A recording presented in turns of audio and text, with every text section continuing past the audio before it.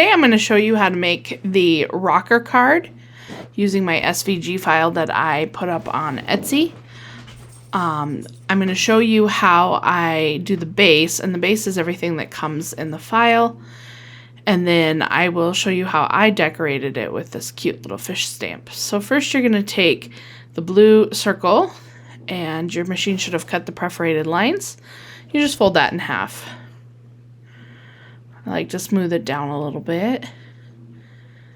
And then I am going to take and put my mats and layers on. I like to do a couple different layers on my cards. And I use this Beacon 3-in-1 glue. It takes a little longer to dry than, let's say, like an art glitter glue, but it makes your layers nice and stiff, which gives it more of a store-bought card feel. And then you don't have to use such a thick cardstock. The cardstock I'm using here is probably about 250 GSM. And then with all the layers, it gets nice and thick and sturdy. So I lay that down, let it sit a little bit. The nice thing about this Beacon 3-in-1 glue is you can move things around after you lay it down, slide it around and position it, because there is a little slower dry time. And I took this next layer, and it's about a half circle. I ran it through my embossing sheet, and since I'm doing a wave card, I decided to emboss it with some waves on it. Once again, I'm using the Beacon 3-in-1. Now, I accidentally cut my tip on this a little too wide, so I get a nice layer of glue on here, which is fine. It all dries great, and it doesn't warp the cardstock because it's not a water-based glue, which helps. But it does have a little bit of a smell, so if you end up using the Beacon 3-in-1, just be aware of that, not to like leave the cap off. So I lay this layer down and I smooth it out, fold it in half, make sure that none of my layers go over the top half of the card. And then I'm going to do the back half. I usually just do the back layer in a white piece of paper. Sometimes I stamp a sentiment on it. Sometimes I don't, and it's just a nice area to write my message to the people I'm going to give the card to. This card is actually made, is going to be given to one of my students for their birthday. I like rocker cards and TB cards and different cards like that to put on their desks in the morning on the day of their birthday.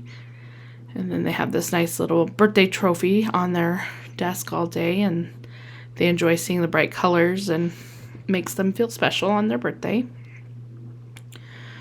So I make sure that all my edges have the same amount of space around them. And then when you open it up, it rocks just like that. Now, one thing I like to do is, I learned this from Mixed Up Craft, another blogger. She puts a little stopper inside her rocker cards, which I think is brilliant. So I've done that here. This little piece of cardstock, just fold in half and then do 2 little mountain folds on it. And then I'm going to put glue on either end of the little mountain folds, and we're just going to stick this on the inside of the card. And this will keep the card from opening too wide and flopping open when it should be rocking. So this I'm going to use my quick grab glue because I want this to set right away and not move around. We kind of want it to be in the center of the card at the bottom, and we don't want any movement once it's in place. So I figure out where the center of my card is. I'm using my grid here to line up the center. That 3-inch line there is where my center is. I'm just going to lay that down. I'm using my wide edge tweezers I got from Cricut. And laying this down. And then I can just flip the card over. And I notice now that this is a little bit crooked, but it doesn't seem to inhibit the rocking of the card or make it offset, so we're just going to leave it. And there's the stopper there. So now I'm going to show you how I decorated this card.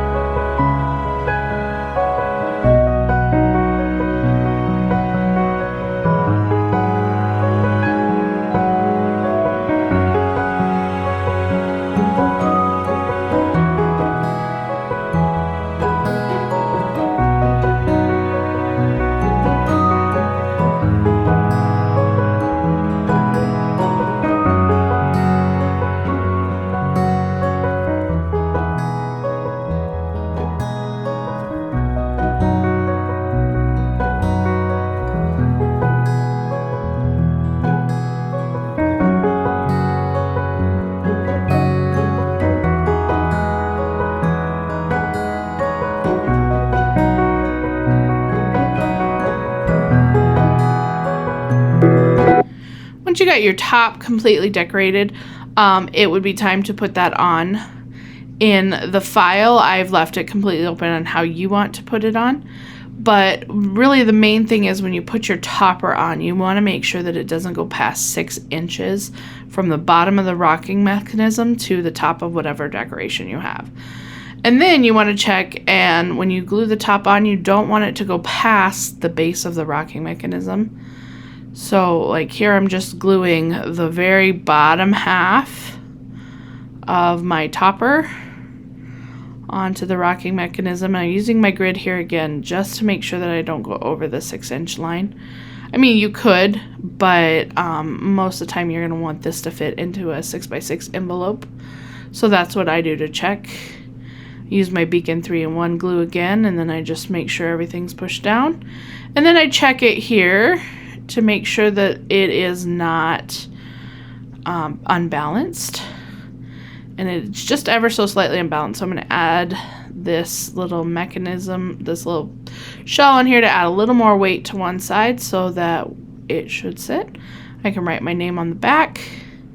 And I'm going to put a little glossy accents on my fish to give them a little glaze, make them look a little more professional. And then once I do that, I have to let the card sit for about 3 or 4 hours, let that glaze set before I try to move it. Otherwise, you'll leave fingerprints in it. And there's the final look with the gloss. And there is the card.